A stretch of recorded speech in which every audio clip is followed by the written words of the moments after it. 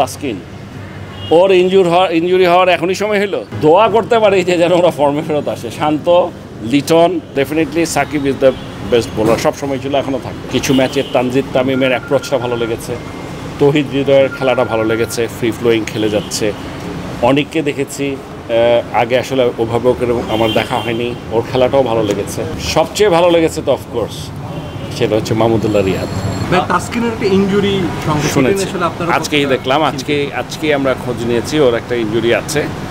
এখন আমাদের কালকে রিপোর্টটা সকালে পাওয়ার পরে আমাদেরকে দেখতে হবে যে ও কতদিন লাগতে পারে। ও যদি তাড়াতাড়ি ওকে হিল আপ করার কোনো সুযোগ আছে কি না। ধরেন নর্মালি তো 2 থেকে 3 সপ্তাহ হয়তো ব্রেক দিবে। সো যদি এটা 2 সপ্তাহ হয় তাহলে কি করব, যদি 3 সপ্তাহ হয় তাহলে কি করব, এটাকে এক্সপেডাইট করার কোনো সুযোগ আছে কি না। বিশেষ করে আমরা দরকার হলে ইউএসের ডাক্তারদের সাথেও কথা বলবো, এখনই যোগাযোগ করব যে যদি এক্সপেডাইট করা যায় ওর হিলিংটা, তাহলে এক জিনিস। আর যদি দেখা যায় না আসলেই দেরি হবে তাহলে তো আমাদের অন্য সিদ্ধান্ত নিতে হবে। সো এগুলো নিয়ে আলাপ করতে যাচ্ছেন তাসকিনের অন্তত কালকে রিপোর্টটা পর্যন্ত, কালকে আমরা অফিসিয়ালি রিপোর্টটা পাওয়া পর্যন্ত। এখন পর্যন্ত তো রিপোর্ট আসেনি। আমরা বেসিক্যালি আলাপ করছিলাম যে আমাদের তো এখন টিম অ্যানাউন্স করতে হবে, প্রবাবলি ওরা কালকে অ্যানাউন্স করবে। সো ওটা নিয়ে আলাপ হচ্ছিল। সো এটা নিয়ে আমরা জিজ্ঞেস করছিলাম যে ওদের কী পরিকল্পনাটা কী। এখানে সবাই ছিল, শুনলাম। আমরা একটা বিষয়, সেটা হলো এবার জিম্বাবুয়ের সাথে আমাদের তো বাইলেটারাল সিরিজ ছিল আগে থেকেই ফিক্স, 2টা টেস্ট, 3টা ওয়ানডে, 5টা, তারপর 3টা টি20 বিশ্বকাপের জন্য আসলে এইরকম আয়োজন, 5টা টি20 করেছেন। এই যে করতে, দলকে আনতে, তারপর আবাসন, হোটেল ব্যবস্থা সব কিছু মিলে প্রত্যেকবারই আপনাদের একটা বিনিয়োগ থেকে এবারও 5-7 কোটি টাকার মতো একটা খরচ হয়েছে, ধরা হচ্ছে যে বিশ্বকাপের প্রস্তুতি হিসেবে। কিন্তু সেই বিনিয়োগ অনুযায়ী কি আপনি তোমার পারফরমেন্সটা পেয়েছেন? নো, এখানে 2টা প্রশ্ন। প্রথম কথা হচ্ছে বিশ্বকাপের প্রস্তুতি হিসেবে এখানে এনেছি, এটা ঠিক না। এটা এফটিপির খেলা, আইসিসির এফটিপির খেলা, কাজে এটা খেলতেই হবে। এখন একটা আপনারা বলতে পারেন যে আমাদের ন্যাশনাল প্লেয়ারদের না খেলাতে পারতাম নাকি, মানে আমি আসলে ইস্যুটাই বুঝতে পারছি না কী নিয়ে প্রশ্নটা হচ্ছে। সো এটা এফটিপির খেলা, এটা খেলতে হবে। আমরা তো আর পয়েন্ট ছেড়ে দেবো না জিম্বাবুয়েকে। So this is number 1। Number 2 যে পারফরমেন্স, এটা আমি আগেও বলেছি, এখনও বলেছি। আমার কাছে ব্যাটিংয়ের যেই ধরনের আমাদের টিম, যাদের কাছ থেকে যেরকম এক্সপেকটেশন ছিল, সবার কাছ থেকে এরকম পারফরমেন্স পাওয়া যায়নি এবং ব্যাটিংটা ভালো হয়নি। এটা একেবারে স্ট্রেট আমি বলে দিচ্ছি যে এটা ব্যাটিংটা যে খুব ভালো হয়েছে তা না। তবে ডেফিনেটলি এখানে আমরা যেটা দেখেছি যে কয়েকটা ছেলের খেলা ভালো লেগেছে। ফর এক্সাম্পল, কিছু ম্যাচের তানজিদ তামিমের অ্যাপ্রোচটা ভালো লেগেছে, তৌহিদ হৃদয়ের খেলাটা ভালো লেগেছে, ফ্রি ফ্লোয়িং খেলে যাচ্ছে। অনেককে দেখেছি আগে আসলে ওভাবে ওকে আমার দেখা হয়নি, ওর খেলাটাও ভালো লেগেছে। আর সবচেয়ে ভালো লেগেছে তো অফকোর্স সেটা হচ্ছে মাহমুদুল্লাহ রিয়াদ, অসাধারণ খেলেছে। রিয়াদ ভাই নাকি বলেছে বিশ্বকাপের পর অবসর নেবেন, এই বিষয়ে কি তার সঙ্গে কোনো কথা হয়েছে? সে টি20 ফরম্যাট ও অবসর নেবে? আজকে বসেছিলেন আপনারা বা সে বসেছিল আপনাদের সাথে? এইসব নিয়ে কোনো কথাই হয় না। আরে কী বলছেন আপনারা? ওকে বিশ্বকাপ থেকে টি20 বিশ্বকাপ থেকে অবসর নেবে এরকম কোনো কথা এখনও আমাদের সাথে হয়নি, এবং আমার মনে হয় না এরকম কিছু আছে, কারণ ও এখনও খেলবে। আপনি কি বার্তা দিলেন এরকম একটা ব্যাটিং জিম্বাবুয়ের বিপক্ষে, যে বোলিং অ্যাগেইনস্টে? না, আমাদের মেইন সমস্যাটা আমি আপনাদেরকে একটা কথা বলে রাখি। আমাদের বোলিং ইউনিট নিয়ে যে খুব একটা কিছু বলার আছে তা না, কারণ আমরা নর্মালি আমার যেটা ধারণা, তাসকিন, শরীফুল, মুস্তাফিজ এরা বল করবে। সো পেস বোলিং নিয়ে আমরা ভালোই ছিলাম। এখন তাসকিন যদি ইনজুর্ড হয়, খেলতে না পারে, তাহলে একটা বিরাট ধাক্কা। This is number 1। আপনি যদি স্পিনারের দিকে আসেন, definitely Shakib is the best bowler, সব সময় ছিল, এখনও থাকবে। সো আমাদের দল যদি আপনি দেখেন, এখানটায় আমি যদি ক্যাপ্টেন থেকে ধরি, 3 নাম্বার থেকে ধরি, তাহলে সম্ভাবনা এটা যে হবে তা তো না, চেঞ্জ তো হতেই পারে, depending on the situation or the condition, decision might change. এখানটায় আপনার ডেফিনেটলি শান্ত, তৌহিদ হৃদয়, সাকিব, রিয়াদ, অনেক, আর 3টা পেসার, ঠিক আছে? একজন স্পিনার খেলবে।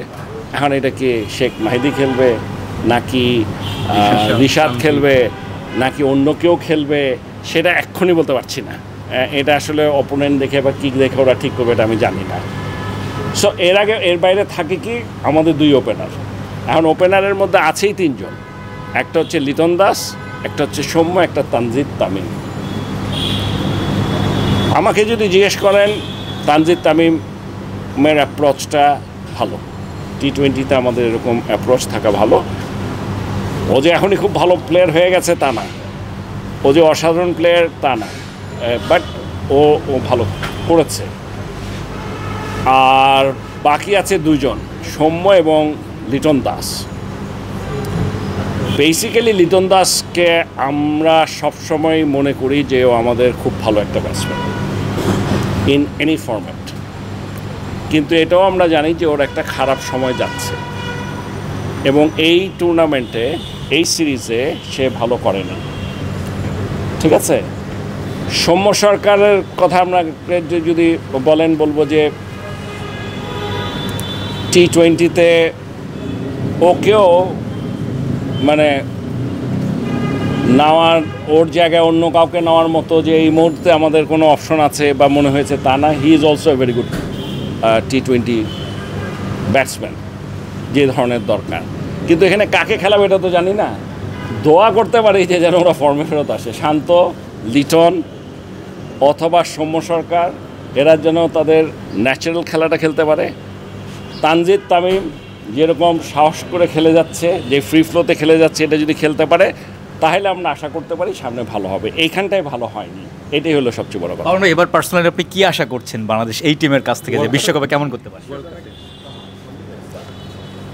এমন কোনো বাংলাদেশি আছে যে আশা করবে না সব ম্যাচ জিতুক, কিন্তু এটা হবে না।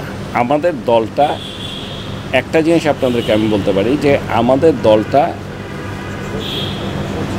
ওরকম কোনো ভালো দল না as compare to other teams. কারণ T20 একটা very different type of game.